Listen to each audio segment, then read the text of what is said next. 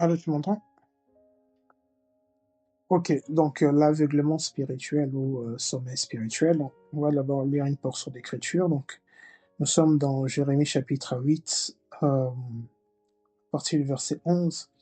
La Bible déclare que ils pensent à la légère la plaie de la fille de mon peuple, paix, disent-ils, il n'y a point de paix, ils seront confus car ils commettent des abominations.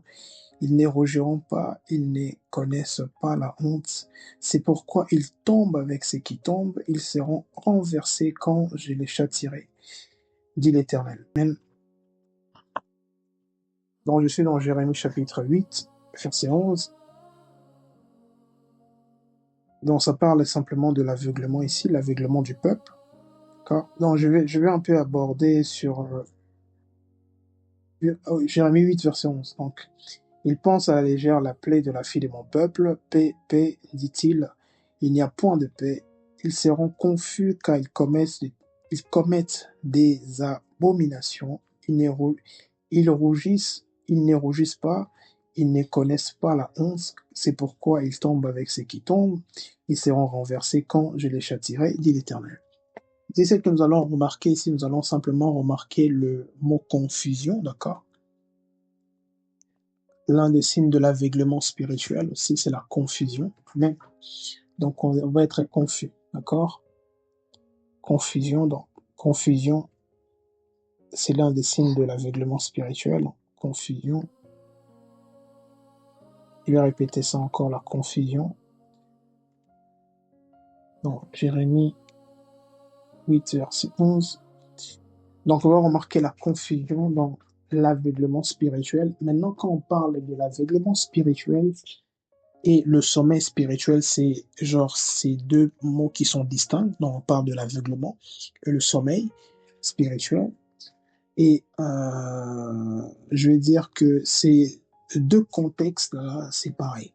Alors, je vais dire quelqu'un est aveugle ou quelqu'un vit dans l'aveuglement spirituel, dans le sommeil spirituel. Ces deux personnes-là sont pareilles. Mais sont pareilles parce que une personne peut être aveugle alors que ses yeux sont ouverts, d'accord? Ça ne veut pas dire que ses yeux sont ouverts, parce que ses yeux sont ouverts, c'est il voit, d'accord? On va lire ça, nous allons aller maintenant dans Ésaïe chapitre 43. Ésaïe chapitre 43, verset 8, il est dit que qu'on fasse sortir le peuple aveugle qui a des yeux et les sourds qui ont des oreilles. Amen. Ça ne veut pas dire qu'une personne qui voit forcément, il n'est pas aveugle, d'accord? Ésaïe 43, verset 8, il dit qu'on fasse sortir les peuples aveugles qui a des yeux. Tu peux avoir des yeux, mais tu ne vois pas. Tu peux avoir des oreilles, mais tu n'entends pas la voix de Dieu. Okay?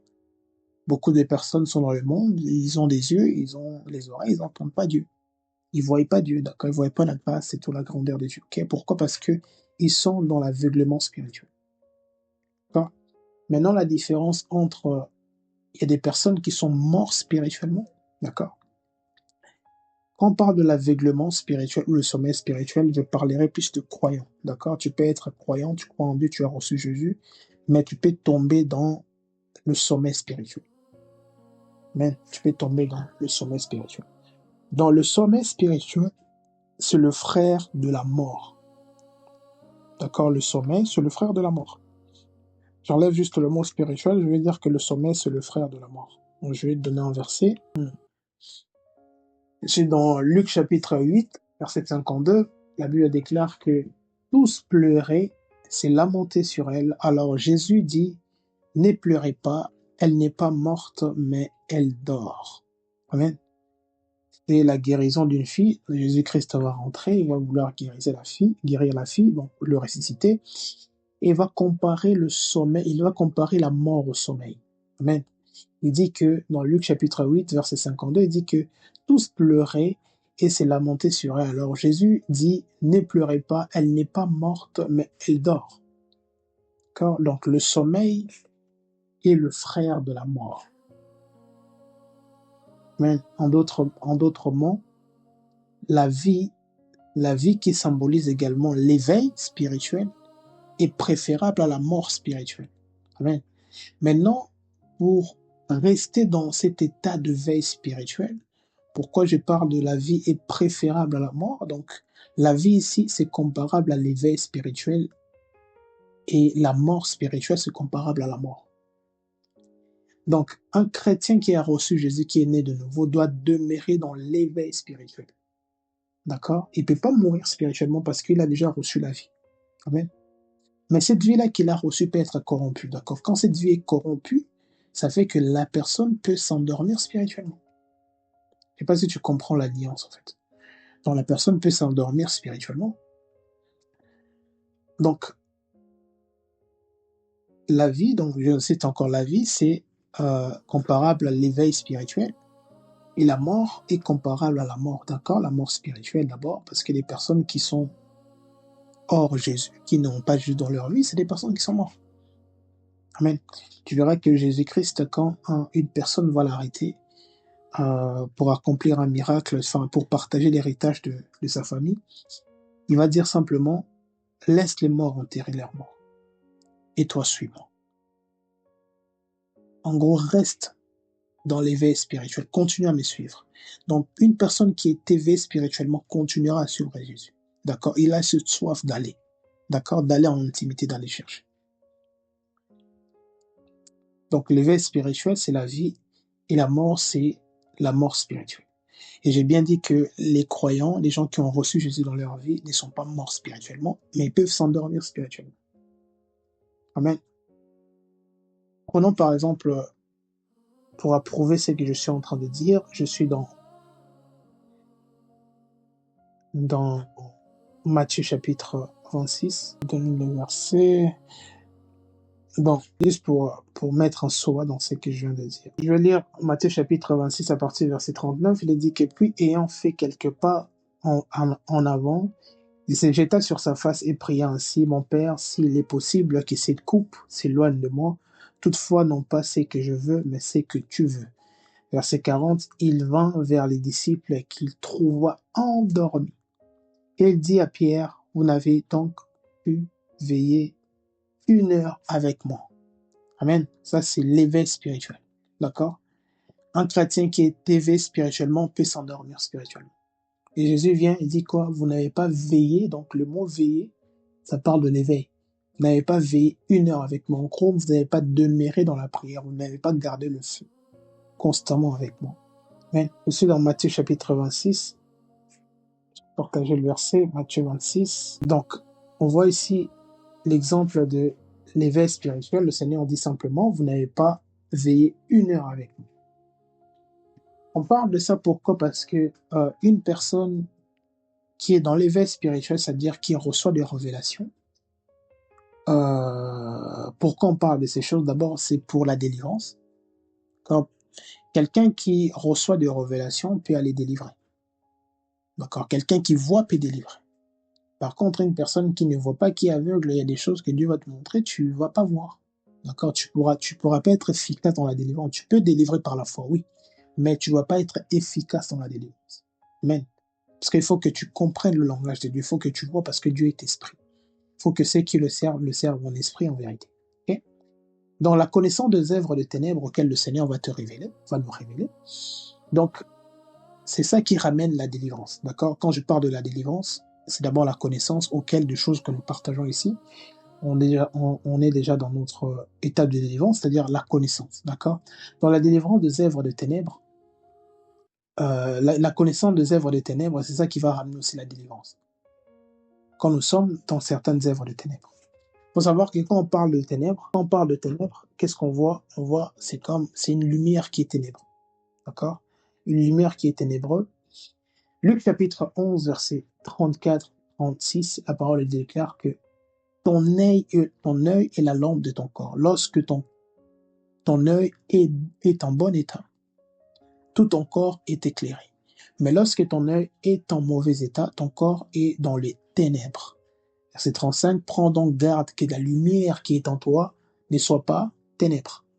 Verset 36, si donc tout ton corps est éclairé, n'ayant aucune partie dans les ténèbres, il sera entièrement éclairé comme lorsque la lampe t'éclaire de sa lumière. Donc, ça vient appuyer encore ce que je suis en train de dire. Le Seigneur insiste que nous devons rester dans l'éveil spirituel. Parce que si nous nous endormons spirituellement, c'est comme la lumière, la connaissance que nous avons reçue va rester dans le ténèbre. Amen. Donc nos yeux peuvent rester dans les ténèbres. Maintenant, il y a des causes qui font en sorte que l'éveil spirituel ne puisse pas avoir lieu, ou l'éveil spirituel ne puisse pas demeurer en continu. D'accord? Il y a des causes, il y a des facteurs en fait qui permettent que un homme, un chrétien ne puisse pas être resté éveillé spirituellement. D'accord? Pour savoir que quand tu reçois le Seigneur, tu reçois la connaissance. Et le Seigneur, le ténèbre cherchera tout le temps à vouloir que tu puisses retourner dans les ténèbres. Enfin, en grosso modo, que tu puisses demeurer dans le ténèbre total, c'est-à-dire que tu n'as plus une connexion réelle avec le Seigneur. D'accord? Tu peux être là, tu vois physiquement, mais spirituellement, tu ne vois plus. D'accord? Là, c'est l'un des signes de l'aveuglement ou le sommeil spirituel. Amen. Somme chapitre 30, non, Somme chapitre 13, verset 3, il dit que regarde, réponds-moi. L'Éternel, mon Dieu, donne à mes yeux la clarté afin que je ne m'endorme pas du sommeil de la mort. Amen. Donc, il y a le sommeil, donc dès que je demeure souvent, c'est-à-dire je demeure souvent dans une longue, je reste dans une longue période de sommeil spirituel, je peux être comparable à un mort. Il dit tout à l'heure, les morts, quand on parle d'une personne morte spirituellement, ce sont les non-croyants. Pour aller maintenant délivrer un non-croyant ou pour aller éclairer un non-croyant, tu ne dois pas être dans le sommeil spirituel. Pourquoi? Parce que le sommeil spirituel est comparable à la mort spirituelle. Amen. Voilà pourquoi je t'avais dit tout à l'heure, Jésus, quand il partait ressusciter un mort, il disait quoi? Il disait à ces morts-là qui étaient morts, il disait que non, il n'est pas mort, il est en train de dormir. Amen. Donc, si tu es dans le sommeil spirituel, ce sera difficile pour toi pour aller délivrer les morts des personnes qui sont non-croyantes. C'est-à-dire que ta parole n'aura pas de feu, en fait. Amen. Voilà pourquoi la Bible dit que faute de bois, le feu s'éteint. Mais, faute de bois, le feu s'éteint. Donc, pour une éveil, d'accord, pour l'éveil spirituel puisse être en continu, on doit comprendre certaines choses, dont la chambre haute. Acte chapitre 1er, verset 13, je te laisse lire. Acte chapitre 1er, verset 13, je te demanderai de commencer à partir du verset 12. On commence à partir du verset 12, s'il te plaît. En gros, donc l'éveil spirituel, c'est d'abord, on a vu la chambre haute. La chambre haute, avant de passer par la chambre haute, ils sont passés d'abord par la montagne des Oliviers. Je ne sais pas si tu as vu le verset 12. Ils sont passés par la montagne des Oliviers. En fait, toutes ces choses-là, c'est symbolique, d'accord? La montagne symbolise simplement, la montagne, c'est un lieu d'élévation, d'accord? Et la montagne symbolise également l'adoration. Pour que l'éveil spirituel soit fait, il faut d'abord l'adoration. Amen. Je vais adorer Dieu, d'accord? Je vais garder l'éveil spirituel, il y a l'adoration. Je dois passer par l'adoration. Et ensuite, ils vont aller dans la chambre haute. La chambre haute symbolise l'intimité avec Dieu. Amen. La chambre haute, la chambre c'est un lieu où on va pour dormir. Mais la chambre haute, spirituellement, symbolise l'intimité avec Dieu. Voilà pourquoi le Seigneur dit que quand tu pries, entre dans ta chambre. Ton Père qui voit dans le lieu secret te le rendra. D'accord? La chambre haute, ici, symbolise simplement l'intimité avec Dieu. C'est quand tu adores Dieu, tu es en intimité avec Dieu, le Seigneur va te consumer. D'accord? Tu deviens comme un sacrifice vivant. Tu deviens cette offrande qui est sacrificielle. À partir du moment où tu es cette offrande sacrificielle, tu pourras aller réveiller les morts. Amen. Ou ressusciter les morts. Pourquoi? Parce que tu n'es plus endormi. Une personne endormie ne peut pas aller ressusciter un mort. Jésus-Christ était une personne qui était éveillée spirituellement. Voilà pourquoi quand il voyait dans une situation des morts, il va déclarer la vie. Il va dire que la personne n'est pas morte, il est en train de dormir. Pour pouvoir éclairer les autres, tu ne dois pas t'endormir. Pour pouvoir éclairer les autres, tu ne dois pas être dans les ténèbres. En gros, ta lumière ne doit pas être dans les ténèbres. Amen. Il dit que si ton œil est en mauvais état, tout ton corps sera dans le ténèbre. Le ténèbre ne peut pas délivrer le ténèbre. Amen. Maintenant, l'un des causes, il y a des causes qui permettent à ce que nous puissions pas être efficaces, surtout nous puissions demeurer dans le veille spirituel. on va voir les causes ici. On va lire simplement, je vais lire Luc chapitre 12, verset 36, non, 37 à 38. La parole de Dieu déclare que heureux ces serviteurs que le maître à son arrivée trouvera veillant, d'accord, veillant. Je vous le dis en vérité, il se scindra, le fera mettre à table et s'approchera pour le servir. Verset 38, il dit qu'il arrive à la 2e heure ou à la 3e veille. Heureux ses serviteurs s'ils le trouvent veillant. Verset 39, il dit sachez-le bien, si le maître de la maison savait à quelle heure le voleur doit venir, il veillerait et ne laisserait pas percer sa maison. Si quand tu vas lire Luc chapitre 12, verset 36 à 38, on remarque ici une chose, ou jusqu'au 39 même, que je suis parti jusqu'au verset 39, on va remarquer simplement, il y a le verbe veiller. D'accord, le Seigneur va insister sur ce mot. Quand tu vois que c'est répété comme ça, c'est que c'est très important. Amen. Le fait de veiller spirituellement, en gros, le fait de garder l'éveil spirituel. D'accord? Nous sommes au temps de la fin, nous ne devons pas nous endormir. C'est un peu comme la parabole de 10 vierges. Là, dans Matthieu 25. Tu comprends? Les folles étaient endormies. Et quand l'époux était venu, qui va récupérer les sages. D'accord? Parce qu'ils étaient en train de garder la lampe. La lampe qui symbolise la connaissance de la parole de Dieu. Donc, il y a le mot veiller, le Seigneur insiste au temps de la fin, on doit veiller sur nous-mêmes. On doit veiller autant aussi sur notre esprit, pour ne pas que nous puissions être dans les ténèbres. Donc l'un des signes aussi de l'aveuglement spirituel ou du sommeil spirituel, c'est le confort spirituel. Il y a des personnes qui sont confortables. Tu sais, je rêve pas, je suis confortable. Non, tu ne peux pas être confortable. Je ne reçois pas de révélation. Dieu ne me parle pas, je suis confortable. Je fais juste mes prières de notre Père, ça va, je suis croyant. Amen. Tu peux être dans le sommeil spirituel aussi, sans le savoir. Voilà pourquoi nous devons rentrer en introspection envers nous-mêmes, en introspection en nous-mêmes, demander à Dieu qu'est-ce qui ne va pas. D'accord? Donc Luc chapitre 12, toujours dans Luc chapitre 12, verset 41 jusqu'au verset 45, il dit, l'apôtre Pierre va poser la question à Jésus, il dit que Pierre lui dit, Seigneur, est-ce que à nous ou à tous que tu adresses cette parabole? Verset 42, et le Seigneur dit, quel est donc l'économe fidèle et prudent que le maître établit sur ses gens pour leur donner la nourriture au temps convenable? Amen. Donc, l'un des signes de l'éveil aussi, c'est la nourriture du temps convenable. Pour rester éveillé spirituellement, tu dois recevoir la nourriture du temps convenable. La nourriture qui symbolise la parole de Dieu. Amen. Pour rester ton esprit, pour que ça reste éveillé spirituellement, tu dois consommer la parole de Dieu. Et quand on parle de la nourriture au temps convenable, c'est la nourriture qui est en rapport, la parole qui est en rapport avec l'horloge du ciel. Ce n'est pas parce que tu allumes YouTube, quelqu'un est en train de prêcher ou il est en train de bien prêcher. Mais si cette personne-là, il a un autre esprit, ça ne sera pas bon pour ton esprit. D'accord? La nourriture, c'est-à-dire la parole qui est en train de te donner, c'est pas bon pour ton esprit parce qu'elle est animée dans notre esprit. Mais verset 43, il dit « Heureux ses serviteurs que son maître à son arrivée trouvera faisant ainsi. » Verset 44, il dit, verset 40, ça j'ai lu le verset 43, 44, il dit « Je vous le dis en vérité, il établira sur tous ses biens. » Verset 45, « Mais si ses serviteurs dit en lui-même, mon maître tarde à venir, il s'est mis à battre les serviteurs et les servantes, à manger, à boire et à s'enivrer. » Verset 46, « Le maître de ses serviteurs viendra le jour où il ne s'y attend pas, à l'heure où qu'il ne connaît pas, il le mettra en pièces et lui donnera sa part avec les infidèles. » Ici, quand on parle de manger, de boire, de s'enivrer, on parle de la nourriture qui est la nourriture physique. Donc, certains types d'aliments ou notre manière de consommer, de nous alimenter, peut être aussi un frein pour l'éveil spirituel. Amen. Admettons que si, avant de dormir, tu manges beaucoup, tu ne vas pas avoir la révélation. D'accord? Donc, ton mode de vie va déterminer aussi l'éveil spirituel qui sera maintenu dans ta vie, en fait. Ta manière de manger, d'accord? Est-ce que tu es quelqu'un qui jeûne?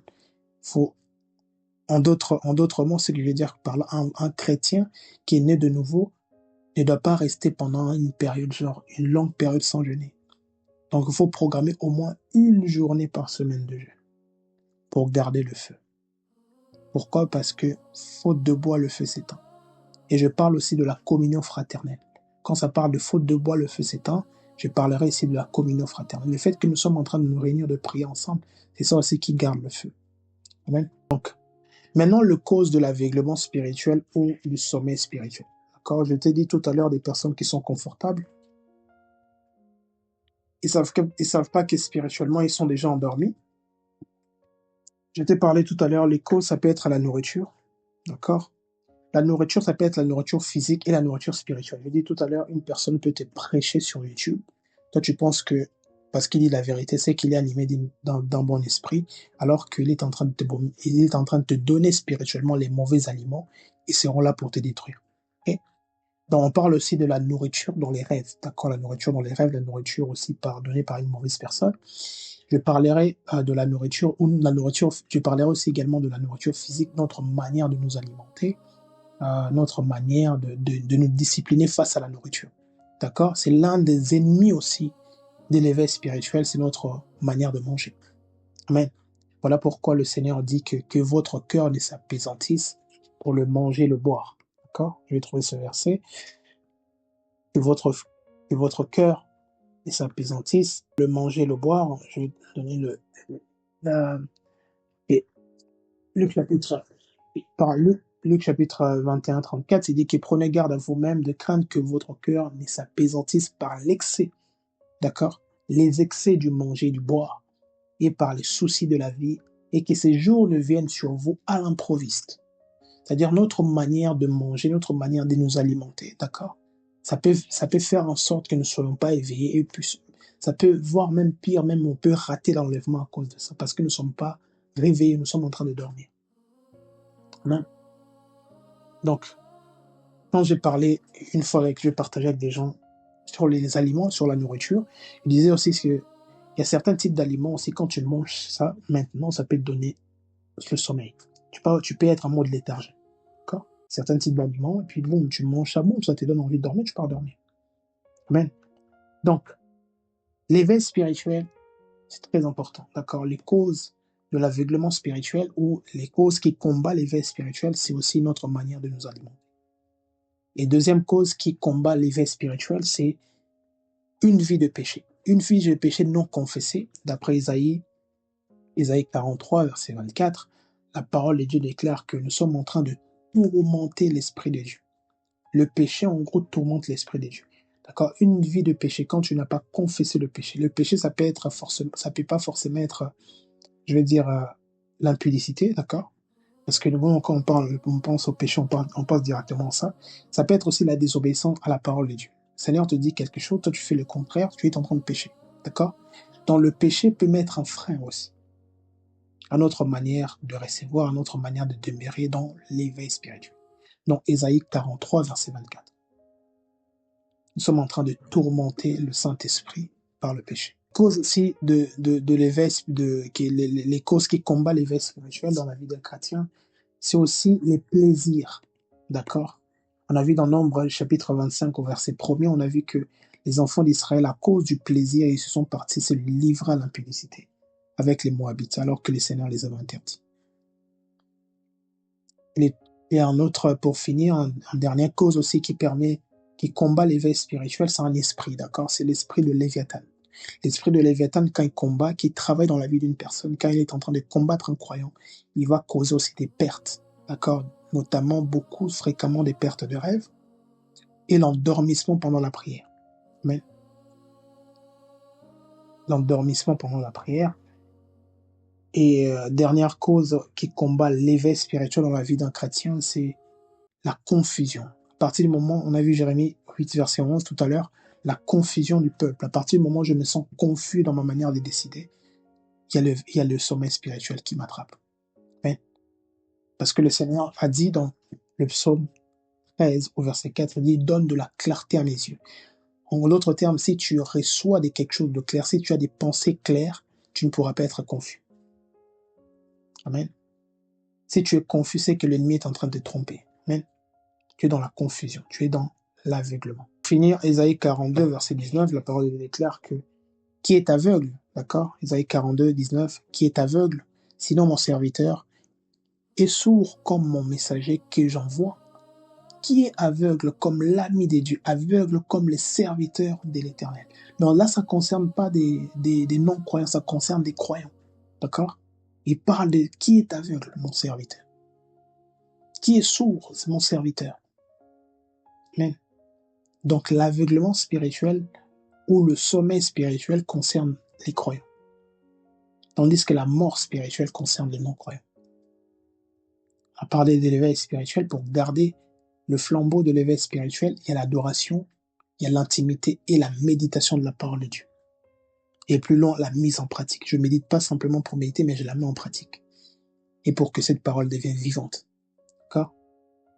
On n'est pas qu'elle devienne cette pierre morte, auquel Jésus dit que pierre morte, on est de cette pierre qui est vivante en Christ. Nous devons méditer et appliquer la parole de Dieu. Donc, je parle de ça aujourd'hui, c'est aussi valable pour moi-même qui est en train de dire ça. Gloire à Dieu, je vais simplement prier. Des questions jusqu'à là.